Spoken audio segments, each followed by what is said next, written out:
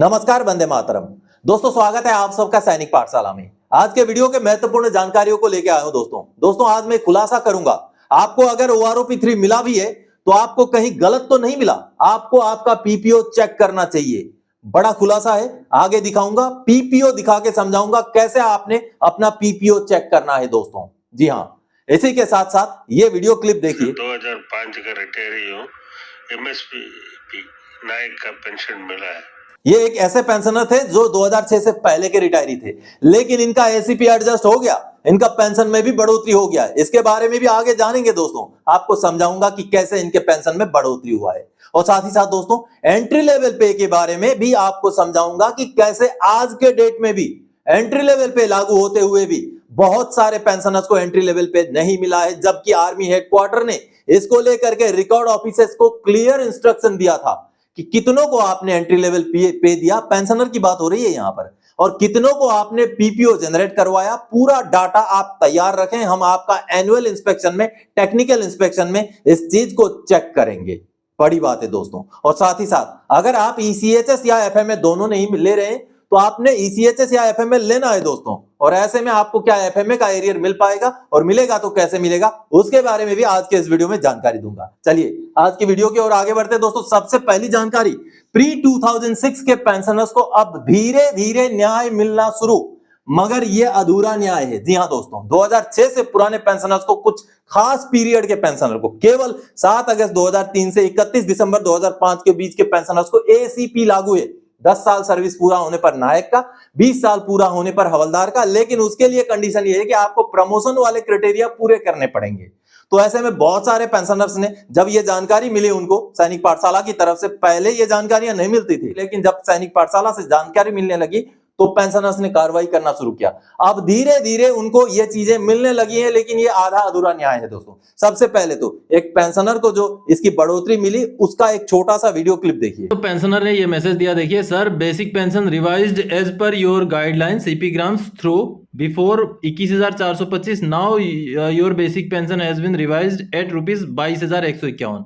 यानी कि इन पेंशनर को दोस्तों अभी बेसिक पेंशन रिवाइज होके मिल गया है, और इनको अभी एरियर भी मिला है, 6,666 रुपए का देखिए एरियर मिला है। और ये दोस्तों OROP3 में अब इनको नायक के हिसाब से पेंशन मिला है, पहले इनको सिपाही के हिसाब से मिलता था। अब इन्होंने एक वीडियो मैसेज भी भेजा है, उसको सुन लीजिए। जैन साहब, मैं नायक बालाजी, आपको पाठशाला से बहुत बहुत धन्यवाद। इसको देख करके सीपी ग्राम्स में डाल के मेरा बेसिक पे है 2005 का रिटायरी हूँ, MSP नायक का पेंशन मिला है। पहले नॉर्मल मिला था, उसके बाद अभी बढ़ करके मिला। बहुत बहुत आभारी हूँ, शुक्रान, थैंक यू। तो आप सबने देखा दोस्तों, ये बालाजी सर थे जो पिछले लगभग 1 साल से संघर्ष कर रहे थे। 2006 के पहले के रिटायरी थे, उनको अब नायक का एसीपी लागू हो गया है, और नायक का एसीपी का OROP3 के हिसाब से उनको पेंशन मिलना शुरू हो गया है। साथ ही साथ उसका एरियर भी मिल चुका है उनको, 6,666 रुपए। लेकिन दोस्तों ये अधूरा न्याय है, क्योंकि अगर एसीपी लागू करना है तो 7 अगस्त 2003 से पहले के पेंशनर्स को भी लागू करना पड़ेगा, और खास करके OROP में तो 2006 से पुराने पेंशनर्स को सबको MSCP दिया जाना चाहिए, तभी जाकर के OROP में कहीं ना कहीं विसंगति का एक बहुत बड़ा जो हिस्सा है वो खत्म होगा। नहीं तो विसंगति कभी भी खत्म नहीं होगी। इसलिए ये बहुत महत्वपूर्ण मुद्दा है कि OROP में MSCP का फायदा 2006 से पुराने पेंशनर्स को दिया जाए, नहीं तो न्याय अधूरा ही रहेगा। चलिए अगली जानकारी की ओर आगे बढ़ते हैं। एफएमए भी नहीं मिला, ईसीएचएस भी नहीं मिला, अब कैसे मिलेगा एरियर? दोस्तों बहुत सारे ऐसे पेंशनर्स हैं जो ना एफएमए लेते हैं ना ईसीएचएस लेते हैं। हालांकि एफएमए के लिए कुछ क्राइटेरिया हैं, लेकिन ईसीएचएस के लिए आपको कुछ क्राइटेरिया नहीं है। आप अगर डिफेंस पेंशनर हैं या डिफेंस के फैमिली पेंशनर हैं तो आप कभी भी ईसीएचएस ले सकते हैं। लेकिन बहुत सारे ऐसे पेंशनर्स हैं जो एफएमए भी नहीं लेते, ईसीएचएस भी नहीं लेते। तो ऐसे में अगर कोई पेंशनर अभी मान लीजिए ईसीएचएस लेना शुरू कर दिया, तो वो जो पीछे का पीरियड है उसका एफएमए का एरियर चाहते हैं। तो ऐसे में आपने अगर ईसीएचएस या एफएमए का चुनाव ही नहीं किया था तो आपको एफएमए का एरियर नहीं मिलेगा। लेकिन ऐसे बहुत सारे पेंशनर्स हैं जिनका पेंशनर जब जीवित थे तो उनको एफएमए मिलता था, लेकिन जैसे फैमिली पेंशन शुरू हुआ है ना एफएमए मिला ना ईसीएचएस मिला, और आज के डेट में उन्होंने ईसीएचएस ले लिया या एफएमए भी शुरू करा लिया, तो उनको तब से लेकर फैमिली पेंशन शुरू होने से लेकर अभी तक का एरियर मिल सकता है एफएमए का। इसके लिए आपको ग्रीवेंस डालना है, उसके बाद पीसीडीए सीपीपीसी को लेटर निकालेगा। ये सामने आप लेटर देख पा रहे हैं, ये ऐसा ही एक लेटर है जिस लेटर में पीसीडीए ने सीपीपीसी को कहा है कि अगर इन पेंशनर को एफएमए आप दे रहे थे, बीच में आपने बंद कर दिया, तो उसका पूरा नॉन पेमेंट सर्टिफिकेट और कैलकुलेशन शीट बना करके आप भेजें ताकि इन पेंशनर को एफएमए का एरियर स्पर्श द्वारा भुगतान हो सके। तो ऐसे केसेस में दोस्तों एफएमए का एरियर का भुगतान हो सकता है। अगर उनका एफएमए पहले चुना जा चुका है, पहले सैंक्शन हो चुका है, बीच में बंद हुआ था, तो वो एरियर आप प्राप्त कर सकते हैं। लेकिन आप सीधे सीधे अभी अप्लाई कर रहे हैं एफएमए के लिए, तो आपको पुराना एरियर नहीं मिलेगा दोस्तों। चलिए आगे बढ़ते हैं अगली जानकारी की ओर। एंट्री लेवल पे पर आर्मी हेडक्वार्टर ने रिकॉर्ड से मांगा था डाटा, कितने पेंशनर्स को दिया, मगर हैरत की बात है आज भी बचे हैं पेंशनर्स। सबसे पहले तो एंट्री लेवल पे आखिर है क्या दोस्तों। मान लीजिए आप 2006 से पहले भर्ती हुए थे, सिपाही में भर्ती हुए थे, और 1 जनवरी 2004 को मान लीजिए आप भर्ती हुए थे, तो 1 जनवरी 2006 के डेट में भी आप सिपाही थे। अब हुआ क्या है कि 1 जनवरी 2006 के बाद जो भर्ती हुए हैं उनको 6460 मिनिमम बेसिक पे देके भर्ती किया गया। लेकिन जो पहले भर्ती हुआ था 2004 में, 2003 में, उसको 1 जनवरी 2006 के डेट में 6 सीपीसी का रिवीजन करके 6460 से कम दिया गया फिक्सेशन। तो वो केस चलता रहा। उसके बाद जब केस जीता गया, उसके बाद ये डिसीजन निकला कि उनको भी 6460 के हिसाब से देना चाहिए। इसी तरीके से डायरेक्ट एंट्री हवलदार का भी है, डायरेक्ट एंट्री नायब सुधार का भी केस है।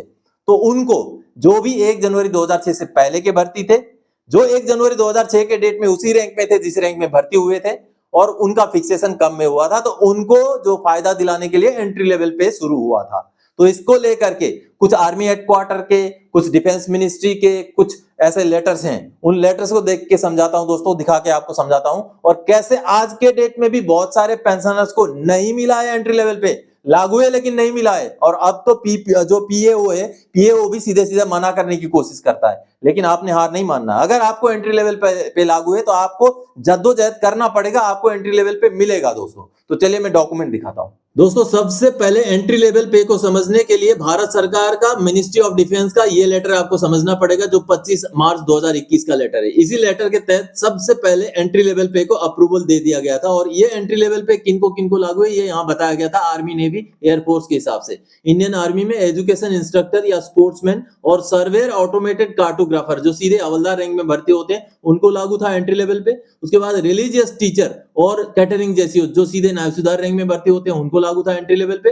इसके बाद इंडियन नेवी में direct entry artificer from diploma holders जो कि आर्टिफिशियर्स रैंक में भर्ती होते हैं उनको लागू था एंट्री लेवल पे। साथ ही साथ स्पोर्ट्समैन, एक्टिंग पेटी ऑफिसर जो भर्ती होते हैं उनको भी लागू था। और इंडियन एयरफोर्स की बात करूं तो एजुकेशनल इंस्ट्रक्टर जो होते हैं सर्जेंट रैंक में भर्ती होते हैं उनको लागू था। और बाकी आर्मी, नेवी, एयरफोर्स के सभी सिपाही को, ये देखिए सभी के सभी किसी भी ट्रेड के हो सिपाही को भी एंट्री लेवल पे लागू था।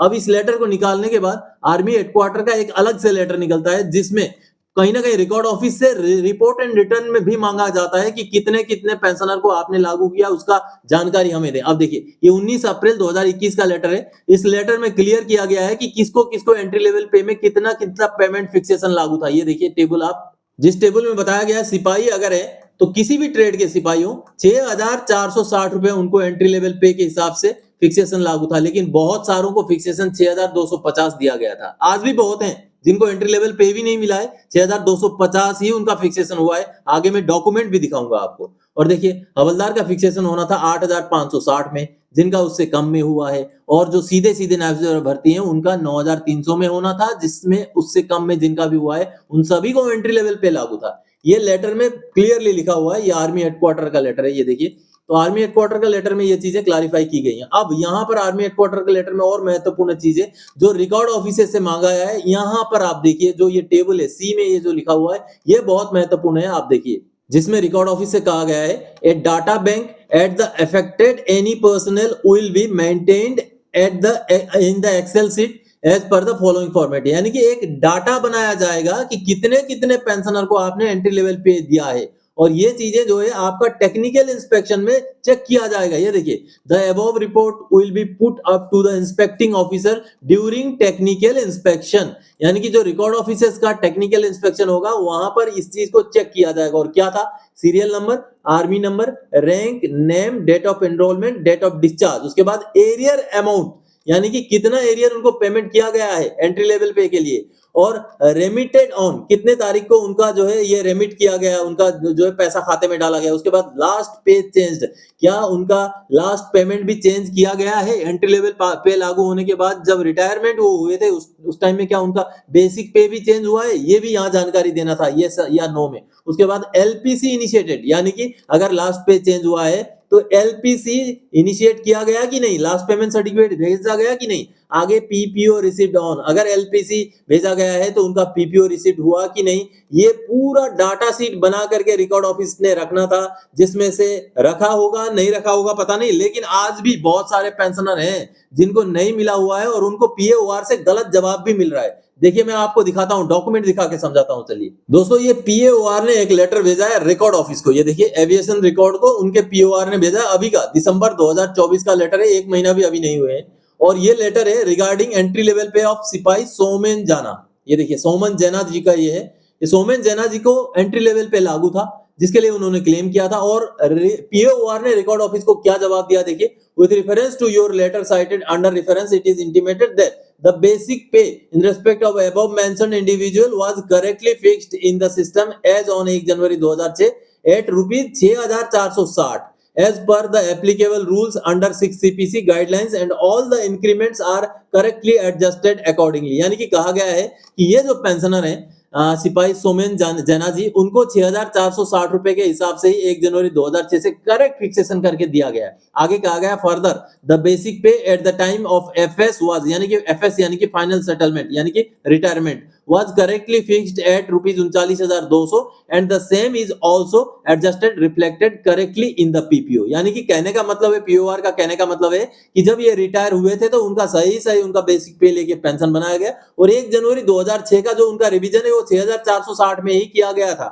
अब आगे इनका मैं आपको दिखाता हूं क्वार्टरली स्लिप। ये देखिए ये क्वार्टरली स्लिप है, जो कि यहां पर देखेंगे तो आपको पता चलेगा फरवरी 2009 का ये क्वार्टरली स्लिप है। और फरवरी 2009 महीने के इस क्वार्टरली स्लिप में यहां पर अगर आप देखेंगे तो 1 जनवरी 2006 में उनका फिक्सेशन कितने में हुआ है, देखिए 6250 में हुआ है, 6250 में हुआ है। और ये आगे देखिए जुलाई 2006 में जाकर के 6500 हुआ है, ये देखिए, और उससे पहले उनका 6250 में ही फिक्सेशन हुआ है। क्लियर है ये उनका क्वार्टरली में। और उनको जवाब जो दिया गया है पीओआर से, क्या बोलता है पीओआर, 1 जनवरी 2006 में 6460 में फिक्सेशन किया गया। चलिए अगली जानकारी की ओर आगे बढ़ते हैं। बड़ा खुलासा, पेंशनर्स को पीसीडीए ने ओआरओपी में लगाया चपत, आप भी अपना पीपीओ देखें। ये बहुत बड़ा खुलासा है दोस्तों।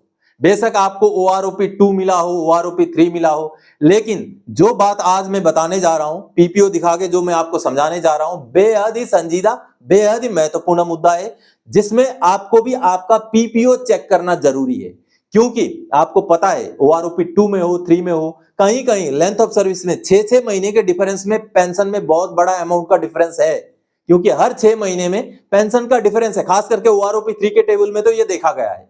तो कहीं आपका लेंथ ऑफ सर्विस गलत तो नहीं हो गया है।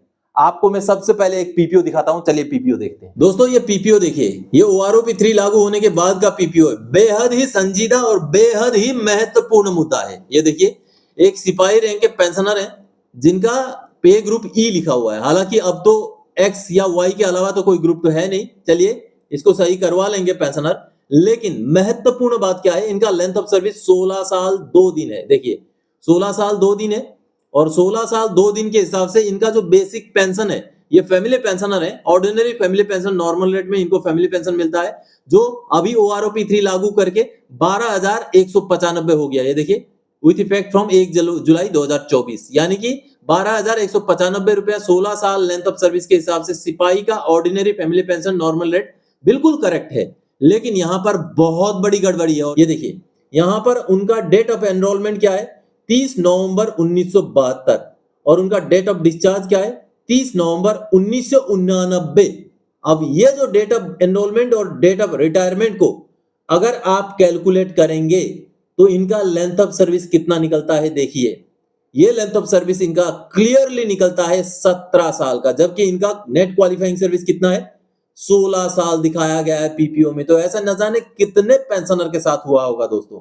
और आपको बता दूं, अगर ये नेट क्वालिफाइंग सर्विस इनका 16 साल के बजाय 17 साल हो जाए तो ओआरओपी 3 के टेबल में इनका पेंशन में डिफरेंस होगा।